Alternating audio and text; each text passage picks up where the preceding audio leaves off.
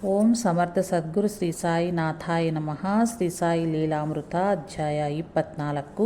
ಶ್ರೀ ಸಾಯಿಬಾಬಾರ ಸೂಕ್ತಿಗಳು. ಆತ್ಮನಿಷ್ಠರಾದ ಋಷಿಗಳ ಮುಖಾರವಿಂದದಿಂದ ಹೊರಬಂದ ವಾಕ್ಯಗಳೇ ವೇದಗಳು, ಉಪನಿಷತ್ತುಗಳು, ಧರ್ಮಶಾಸ್ತ್ರಗಳು ಮತ್ತು ಪುರಾಣಗಳು.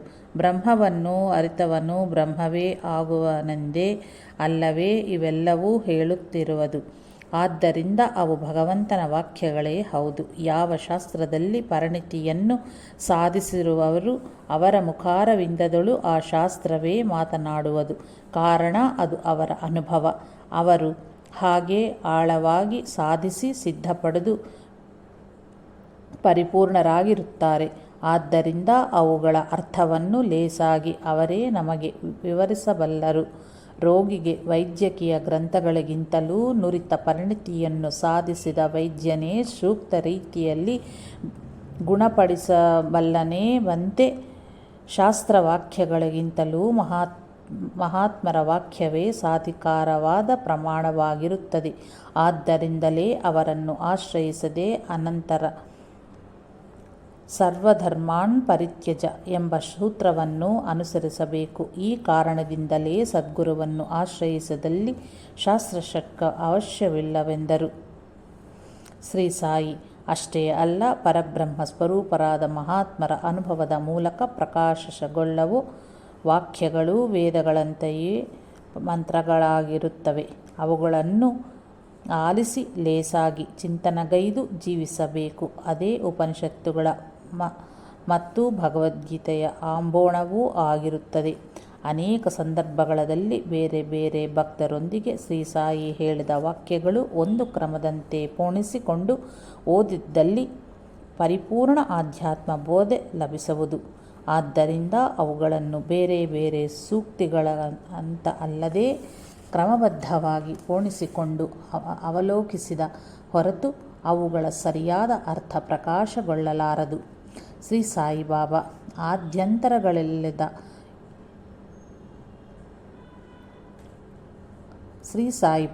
ಆದ್ಯಂತರಗಳಿಲ್ಲದ ಈ ಪಾದಗಳು ಪರಮ ಪವಿತ್ರವಾದವು. ನನ್ನ ಮೇಲೆ ಪೂರ್ಣ ವಿಶ್ವಾಸವಿರಿಸು, ನಿನ್ನ ಕೋರಿಕೆ ನೆರವೇರುವುದು. ನನ್ನ ಮೇಲೆ ನಿನ್ನ ದೃಷ್ಟಿಯನ್ನು ಇರಿಸು, ನಾನು ನಿನ್ನ ಮೇಲೆ ನನ್ನ ದೃಷ್ಟಿಯನ್ನು ಇರಿಸುವನು. ನಿನ್ನನ್ನು ಗಮ್ಯ ಸೇರಿಸುವನು. ನನ್ನನ್ನು ನಂಬಿದವರೆಂದಿಗೂ ಪತನವಾಗುಲ ಬಿಡನು. ಈ ಸದ್ಬ್ರಾಹ್ಮಣ ಲಕ್ಷೋಪಲಕ್ಷ ಜನರನ್ನು ಶುಭ್ರ ಮಾರ್ಗದಿ ನಡೆಸಿ ಗಮ್ಯ ಸೇರಿಸುವನು. ನನ್ನನ್ನೇ ಧ್ಯಾನಿಸಿ ನನ್ನ ಲೀಲೆಗಳನ್ನು ಗಾನ ಮಾಡುವವರು ನಾನೇ ಆಗಿ ಶ್ರೀ ಸಾಯಿಯೇ ಆಗುವರು. ಅಂದರೆ ಭ್ರಮರ ಕೀಟ ನ್ಯಾಯದಂತೆ ಮಾರ್ಪಾಡು ಆಗುವರು. ಅವರ ಕರ್ಮ ನಶಿಸುವುದು. ನಾನು ಸದಾ ಸರ್ವದಾ ಅವರ ಬಳಿಯೇ ಇರುವನು. ನನ್ನ ಸಮಾಧಿ ನನ್ನನ್ನು ಆಶ್ರಮಿಸಿದವರೊಂದಿಗೆ ಮಾತನಾಡುವುದು, ಅವರೊಂದಿಗೆ ಓಡಾಡುವುದು. ನನ್ನ ಸಮಾಧಿಯಿಂದಲೂ ನಾನು ನನ್ನ ಕರ್ತವ್ಯ ನಿರ್ವಹಿಸುವನು. ನನ್ನ ನಾಮ ಮಾತನಾಡುವುದು, ನನ್ನ ಮಣ್ಣು ಉತ್ತರಿಸುವುದು. ನೀನು 1000 ಮೈಲಿಗಳ ದೂರವಿದ್ದರೂ ಕಡೆಯ ಕ್ಷಣದಲ್ಲಿ ನನ್ನ ಬಳಿ ಸೇರಿಸಿಕೊಳ್ಳುವನು. ನಾನು ಅನೇಕವರನ್ನು ಕಾಪಾಡಲೊಸಗೆ 1000 ಯೋಜನೆಗಳನ್ನು ದಾಟಬೇಕು. ಈ ನನ್ನ ದೇಹ ಯಾರ ಸೇವೆಗೂ ಸೀಮಿತವಾಗಿಲ್ಲ. ಅದು ಅಲ್ಲಾಹಗೆ ಮಾತ್ರವೇ ಅಂಕಿತ. ಶ್ರೀ ಸಾಯಿನಾಥರನ್ನು ಹೇಗೆ ಧ್ಯಾನಿಸಬೇಕು? ನಾನು ಭಗವಂತನ ದಾಸನು, ಭಗವಂತನೇ ಯಜಮಾನ. ಬ್ರಹ್ಮ ನನ್ನ ತಂದೆ, ಮಾಯೆ ನನ್ನ ತಾಯಿ. ಅವರ ಆಯ್ಕೆಯಿಂದಲೇ ನನಗೆ ಈ ದೇಹ ಪ್ರಾಪ್ತಿಯಾಗಿರುವುದು. ನಾನೇ ದೇವರು, ನಾನೇ ಶಿರಡಿಯಲ್ಲಿಯೂ ಎಲ್ಲೆಡೆಯಲ್ಲಿಯೂ ಇರುವನು. ಸರ್ವ ಜಗತ್ತೂ ನನ್ನಲ್ಲಿಯೇ ಇರುವುದು. ನೀನು ನೋಡುವುದೆಲ್ಲವೂ ಸೇರಿ ನಾನು. ಸಾಯಿ ಶಿರಡಿನಲ್ಲಿಯೇ ಇದ್ದಾರೆಂದು ಭಾವಿಸುವವರು ನನ್ನನ್ನು ನಿಜವಾಗಿ ನೋಡದವರೇ ಆಗುವರು. ಎಲ್ಲವೂ ನನ್ನವೇ. ನಾನೇ ಎಲ್ಲವನ್ನೂ ಎಲ್ಲರಿಗೂ ಕೊಡುವನು. ನನ್ನ ಆಜ್ಞೆಯಿಲ್ಲದೆ ಎಲೆಯೂ ಅಲುಗಾಡದು. ನಾನು ಎಲ್ಲರನ್ನೂ ಸಮಾನವಾಗಿಯೇ ನೋಡುವನು. ನನಗೆ ಯಾರ ಮೇಲೂ ಕೋಪ ಬಾರದು. ತಾಯಿಗೆ ಯಾವಾಗಲಾದರೂ ಮಗುವಿನ ಮೇಲೆ ನಿಜವಾಗಿಯೂ ಕೋಪ ಬರುವುದೇ? ಯಾವಾಗಲಾದರೂ ಸಮುದ್ರವು ನದಿಗಳನ್ನು ಹಿಂದಕ್ಕೆ ಕಳುಹಿಸುವುದೇ ಜಗತ್ತು, ಸಂಸಾರ. ಈ ಪ್ರಪಂಚ ಬಹಳ ವಿಚಿತ್ರವಾದದ್ದು. ಎಲ್ಲರೂ ನನ್ನ ಪ್ರಜೆಗಳೇ ಹೌದು. ನಾನು ಎಲ್ಲರನ್ನೂ ಸಮಾನವಾಗಿಯೇ ನೋಡುವನು. ಆದರೆ ಈ ಪ್ರಪಂಚ ನಮ್ಮ ನಡುವೆ ನಾನು ನೀನು ಎಂಬ ಭೇದವಿರುವ ಅಡ್ಡಗೋಡೆಯ ನಿಲ್ಲಿಸುವುದು. ಆದ್ದರಿಂದಲೇ 10 ಮಂದಿ ಒಂದು ಕಡೆ ಸೇರಿದರೆ ಯಾವುದಾರೊಂದು ಸಮಸ್ಯೆ ಏಳುವುದು. ಅವರಲ್ಲಿ ಕೆಲವರು ಕಳ್ಳಲಾಗುವರು. ಅವರಿಗೆ ನಾನು ಏನು ತಾನೇ ಮಾಡಲಾದೀತು. ನಾಳೆಯೊಂದು ದಿನ ಸಾವಿಗೀಡಾಗುವರು. ಈ ದಿನ ಇತರರನ್ನು ಸಾಯಿಸಲು, ನಾಶನ ಮಾಡಲು ಹುನ್ನಾರ ಹೂಡುವರು. ಅವರು ನನಗೆ ಅತ್ಯಂತ ನೋವುನ್ನುಂಟು ಮಾಡುತ್ತಾರೆ.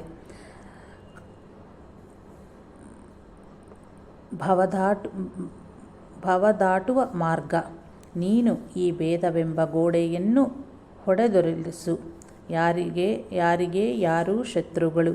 ಎಲ್ಲವೂ ಒಂದೇ ಸಾಧನೆ. ಯಾರು ಸದಾ ನನ್ನನ್ನೇ ನೋಡುತ್ತಲೂ ನನ್ನ ಬಗ್ಗೆಯೇ ಶ್ರವಣ ಮಾಡುತ್ತಲೂ ಸದಾ ಸಾಯಿ ಸಾಯಿ ಎಂದು ಸ್ಮರಿಸುತ್ತಲೂ ನನ್ನಲ್ಲಿಯೇ ನೆಟ್ಟ ಮನಸ್ಸು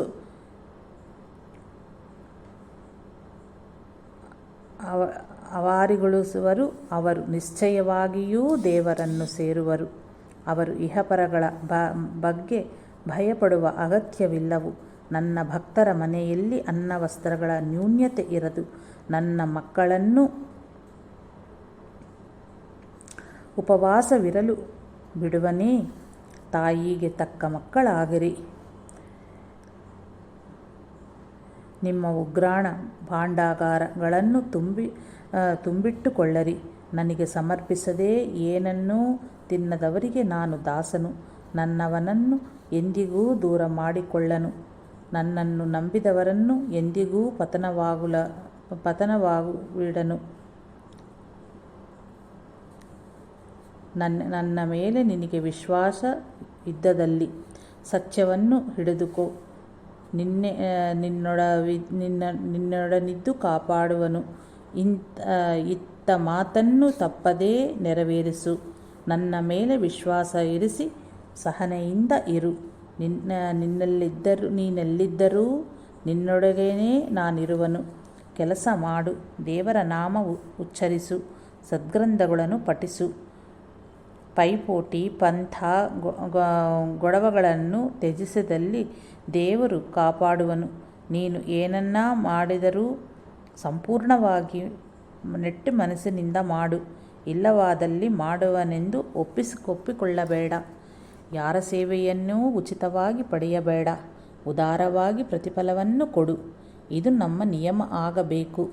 ನಿನ್ನ ಬಳಿ ಯಾವ ಪ್ರಾಣಿ ಬಂದರೂ ಅಟ್ಟಬೇಡ. ಆದರಿಸು. ಋಣಾನುಬಂಧವ ಮೇಲೆ ಋಣಾನುಬಂಧನ ಮೇಲೆ ನಂಬಿ ಕೈಯಿರಿಸಿ ಗುರ್ತಿಟ್ಟುಕೋ. ಹಸಿದ ಅವರಿಗೆ ವಸ್ತ್ರವಿಲ್ಲದವರಿಗೆ ವಸ್ತ್ರಗಳನ್ನು ನೀಡು. ಭಗವಂತ ಸಂತೋಷ ಪಡುವನು. ನಿನ್ನನ್ನು ಯಾರಾದರೂ ಸರಿ ಏನಾದರೂ ಕೇಳಿದಲ್ಲಿ ಸಾಧ್ಯವಾದಷ್ಟು ಕೊಡು. ಇಲ್ಲವೇ ಕೊಡಿಸು. ಇಲ್ಲ ಎನ್ನಬೇಡ. ನೀಡಲು ಏನೂ ಇಲ್ಲದಿದ್ದಲ್ಲಿ ಗೌರವಭಾವದಿಂದ ಹೇಳು. ಹೀಯಾಳಿಸುವುದಾಗಲಿ ಕೋಪ ತಾಳುವುದಾಗಲಿ ತರವಲ್ಲ.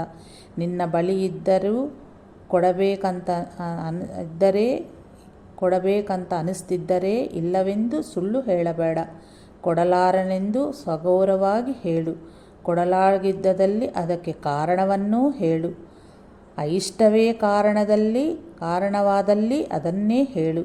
ಎಲ್ಲ ಪ್ರಾಣಿಗಳ ರೂಪದಲ್ಲಿಯೂ ನಾನೇ ಸಂಚಾರ ಮಾಡುತ್ತಿರ್ತೀನಿ. ಯಾರು ಯಾರ ಮೇಲೆ ಕೋಪಗೊಂಡರೂ ದೂಷಿಸಿದರೂ ನನಗೆ ಬಹಳ ಬಾಧೆ ಆಗುತ್ತೆ. ಯಾರು ನಿಂದೆಯನ್ನು ದೂಷಣೆಯನ್ನು ಧೈರ್ಯವಾಗಿ ಸಹಿಸುವನೋ ಅವನು ನನಗೆ ಅತ್ಯಂತ ಪ್ರಿಯನು. ನಿನ್ನನ್ನು ಯಾರಾದರೂ ಬಾಧಿಸಿದರೂ ಅವರೊಂದಿಗೆ ಜಗಳಾಡಬೇಡ. ಸಹಿಸಲಾಗಿದ್ದಲ್ಲಿ 1-2 ಮಾತುಗಳಲ್ಲಿ ಸಹನೆಯಿಂದ ಉತ್ತರಿಸು. ಇಲ್ಲದಿದ್ದಲ್ಲಿ ನನ್ನ ನಾಮವನ್ನು ಸ್ಮರಿಸಿ ಅಲ್ಲಿಂದ ಹೊರಟು ಹೋಗು. ಅವನೊಂದಿಗೆ ಯುದ್ಧ ಮಾಡಿ ಏಟಿಗೆ ಎದುರೇಟೆಂದು ಸೀಡು ತೀರಿಸಿಕೊಳ್ಳಬೇಡ. ನೀನು ಯಾರೊಂದಿಗಾದರೂ ಜಗಳವಾಡಿದರೆ ನನಗೆ ಬಹಳ ಅಸಹ್ಯವಾಗುವುದು. ಯಾರ ಬಗ್ಗೆಯೂ ತಪ್ಪಾಗಿ ಮಾತನಾಡಬೇಡ. ನಿನ್ನ ಬಗ್ಗೆ ಯಾರಾದರೂ ಮಾತನಾಡಿದರೂ ಚಲಿಸಬೇಡ. ಅವನ ಮಾತುಗಳು ನಿನಗೇನೂ ಚುಚ್ಚುವುದಿಲ್ಲವಲ್ಲವೇ?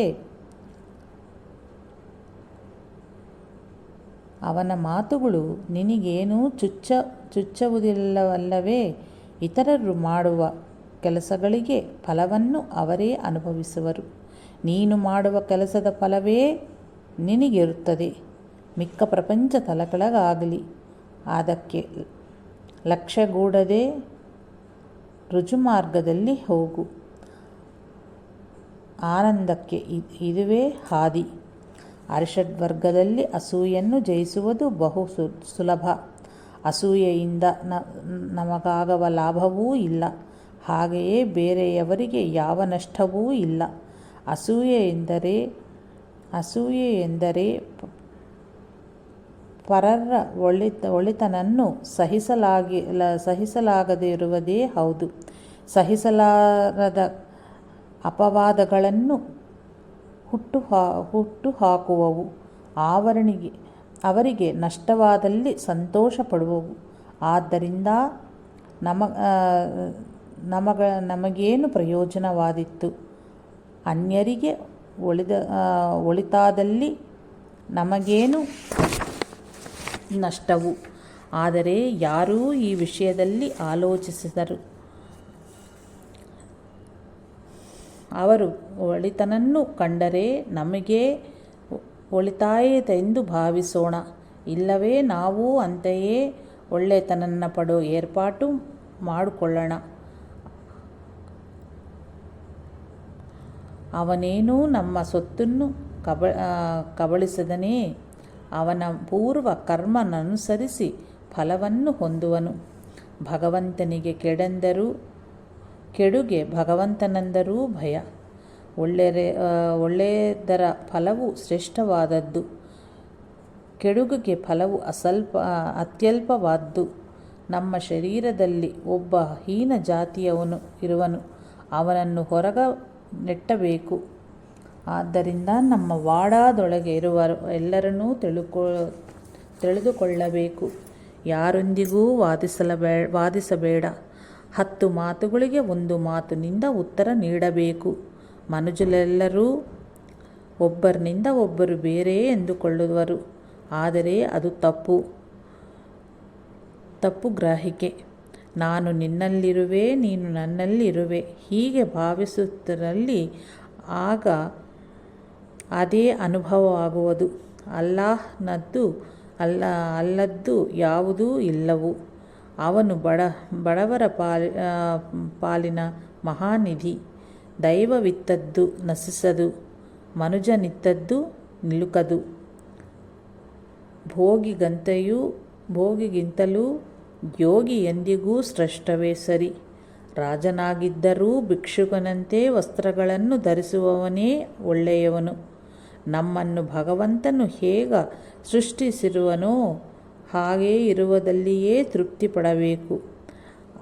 ಅಲ್ಲಾಹನೇ ಸರ್ವಸ್ವ. ಅಲ್ಲಾಹನ ನಾಮವೇ ಶಾಶ್ವತ. ಸ್ವಲ್ಪವಾಗಿ ತಿನ್ನು, ರುಚಿಗೆ ಮಹತ್ವ ಕೊಡಬೇಡ. 1-2 ಬಗೆಯ ವ್ಯಂಜನ ಪದಾರ್ಥಗಳೊಂದಿಗೆ ತೃಪ್ತಿ ಹೊಂದು. ಯಾತ್ರೆ, ಹಬ್ಬ, ಹರಿದಿನಗಳನ್ನು ಆಚರಿಸಲೆಂದಿಗೂ ಸಾಲ ಮಾಡಬೇಡ. ನನ್ನನ್ನು ಸರಿಯಾಗಿ ವಿನಿಯೋಗಿಸಿದಲ್ಲಿ ಚೆನ್ನಾಗಿ ಸೇವೆಗೈಯುವೆ ಎನ್ನುವುದು ಹಣ. ನನ್ನನ್ನು ಸರಿಯಾಗಿ ಪಕ್ವಗೊಳಿಸಿದರೆ ನಿನಗೆ ಚೆನ್ನಾಗಿ ಉಪಕರಿಸುವನು ಎನ್ನುವುದು ಅನ್ನ. ವೈರಾಗ್ಯವನ್ನು ವೈರಾಗ್ಯವನ್ನು ಹಿಡಿದಿರಿಸಿಕೊ. ದೈವವನ್ನು ಸ್ಮರಿಸುತ್ತಲೇ ಅಹಂಕಾರವನ್ನು ಮುಗಿಸಿಕೊ. ಸನ್ಯಾಸಿಗೆ ಸ್ತ್ರೀಯರು ಬಲು ಪ್ರಮಾದ. ಕಾಮವನ್ನು ಜಯಿಸಿದವನಾರೂ ದೈವವನ್ನು ಕಾಣಲೇ ಇಲ್ಲ. ಆದ್ದರಿಂದಲೇ ಏನನ್ನೂ ಕೋರದೆ ಸರ್ವಗತನಾದ ದೈವದ ಮೇಲೆ ಮನಸ್ಸು ನಿಲ್ಲದು. ಹಾಗೆ ಮಾಡಿದಲ್ಲಿ ಗಮ್ಯ ಸೇರುವೆ. ಶಾಸ್ತ್ರಮಂತ್ರಗಳೆಂದಿಗೂ ಸುಳ್ಳಗಳಾರವು. ಅವುಗಳನ್ನು ತಪ್ಪಾಗಿ ಅರ್ಥೈಸಿಕೊಂಡು ಅತಿಥಿ ಎಂದರೆ ಮಾನವರೇ ಎಂದು ಬ್ರಾಹ್ಮಣೇ ಎಂದು ಭಾವಿಸುತ್ತಿರುವಲೇ. ಆದ್ದರಿಂದಲೇ ನಿನಗೆ ಅತಿಥಿಗಳು ದೊರಕುತ್ತಾ ಇಲ್ಲ. ಹಸಿವಿನೊಂದಿಗೆ ಆ ವೇಳೆಗೆ ಬಂದ ಯಾವ ಪ್ರಾಣಿಯಾದರೂ ಸರಿಯೇ, ಪಕ್ಷಿಯಾದರೂ ಹುಳ ಆದರೂ ಅತಿಥಿಯೇ ಹೌದು. ಹಸಿವಿನಿಂದ ಆಹಾರಕ್ಕೆ ಬರುವವೆಲ್ಲವೂ ಅತಿಥಿಗಳೇ ಸರಿ. ಆದ್ದರಿಂದ ಕಾಕಬಲಿಗೆ ಸಮೃದ್ಧವಾಗಿ ಅನ್ನವನ್ನು ಮನೆಯ ಹೊರಗೆ ಇರಿಸಿ ಬಾ. ಯಾವುದನ್ನೂ ಕರೆಯಬೇಡ.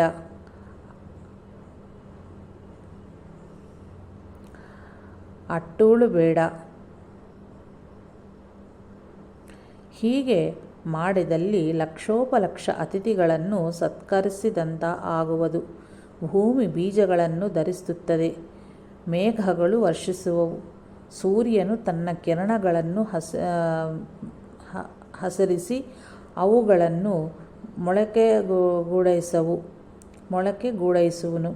ಬೀಜಗಳು ಮೊಳಕೆದ್ದಕ್ಕ ಇವು ಯಾವೂ ಸಂತೋಷಪಡುವು. ಒಣಗಿದರೆ ದುಃಖವೂ ಒಳಗಾಗವು. ಅವುಗಳ ಕೆಲಸವನ್ನು ಅವು ಮಾಡಿಕೊಂಡು ಹೋಗುವವು. ನೀನೂ ಅಂತೆಯೇ ಚಲಿಸಬಾರದು. ಇನ್ನು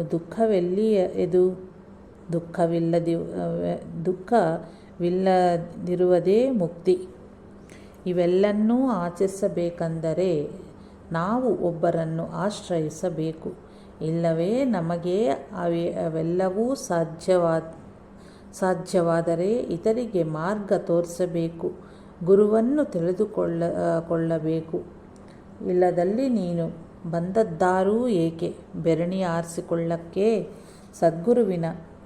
ಸದ್ಗುರುವಿಗೆ ಲಗಾಮನ್ನು ಒಪ್ಪಿಸಿದ ಅನಂತರ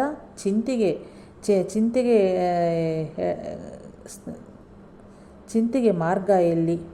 ಗುರುವನ್ನೇ ಸದಾ ಸರ್ವದಾ ಯಾವಾಗಲೂ ನಂಬಿಕೋ. ಅದುವೇ ನಿಜವಾದ ಸಾಧನೆ. ಗುರುವೇ ಸಕಲ ದೇವತೆಗಳೂ ಆಗಿರುವನು.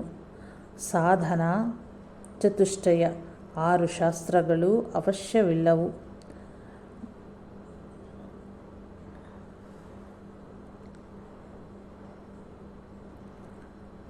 ಗುರುವಿನ ಕೃಪಾದೃಷ್ಟಿಯೇ ಶಿಷ್ಯನಿಗೆ ಅನ್ನಪಾನೀಯಗಳು.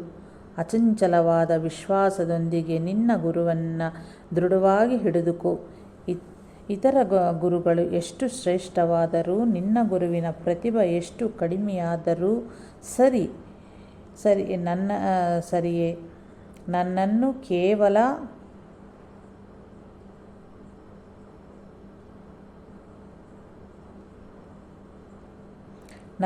ಕೇವಲ ಆನಂದವಾಗಿ ಧ್ಯಾನಿಸು. ಅದೂ ಕಷ್ಟವಾದಲ್ಲಿ ನನ್ನ ರೂಪದ ಬಗ್ಗೆಯೇ ಆಲಂಬಿಸು.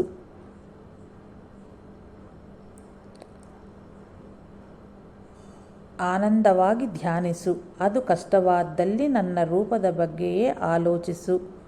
ಮನಸ್ಸು ಆ ಒಂದು ರೂಪದಲ್ಲಿಯೇ ನಿಲ್ಲುವುದು. ಧ್ಯಾನಿಸುವವನು ಧ್ಯಾನಿಸಲ್ಪಡುವುದೆಂಬ ಭೇದಗಳು ನಶಿಸಿ ಚೈತನ್ಯ ಘನತ ಅಥವಾ ಬ್ರಹ್ಮ ಸಮರತೆಯು ಸಿದ್ಧಿಸುವುದು. ಶ್ರೀ ಸಾಯಿನಾಥರ ಜೀವನ ವಿಧಾನವೇ ಮುಮುಕ್ಷುಗಳಿಗೆ ಮತ್ತು ಗುರುಗಳಿಗೂ ಪರಮ ಆದರ್ಶವು. ಅವರ ಜೀವನವೇ ಒಂದು ಶ್ರೇಷ್ಠವಾದ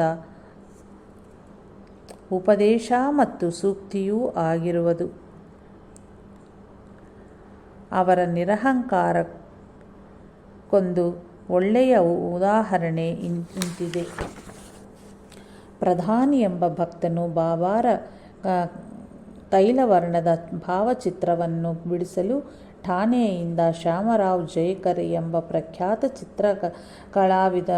ಚಿತ್ರಕಲಾವಿದನನ್ನು ಕರೆತಂದು ಶ್ರೀ ಬಾಬಾರ ಅನುಮತಿ ಬೇಡಿದನು. ಆಗ ಶ್ರೀ ಬಾಬಾ ಸವಿನಯದಿಂದ ಹೀಗೆ ಹೇಳುವರು: ಬಡ ಫಕೀರನಾದ ನನ್ನ ಭಾವಚಿತ್ರವನ್ನು ಬರೆಸುವುದೇಕೆ ಶ್ಯಾಮ? ನೀನು ಉಪಾಧ್ಯಾಯನು. ಹೀಗಿರಲು ನನ್ನ ಚಿತ್ರಕ್ಕಿಂತಲೂ ನಿನ್ನ ಚಿತ್ರವೇ ಬರೆಸಿಕೊಳ್ಳಬಹುದಲ್ಲವೇ? ಕಡೆಗೆ ಶ್ರೀ ಸಾಯಿ ಸಮರ್ಥರು ಭಕ್ತರ ಕೋರಿಕೆಯ ಕಾರಣ ಪ್ರಧಾನ ಪ್ರೇಮದ ಬೈಕಿಗೆ ಅಂಗೀಕರಿಸದೆ ಅನ್ಯ ಮಾರ್ಗವಿರಲಿಲ್ಲ. ಶ್ರೀ ಸಾಯಿನಾಥಾರ್ಪಣಮಸ್ತು. ಶುಭಂ ಭವತ್ತು. ಜೈ ಸಾಯಿ ಮಾಸ್ಟರ್.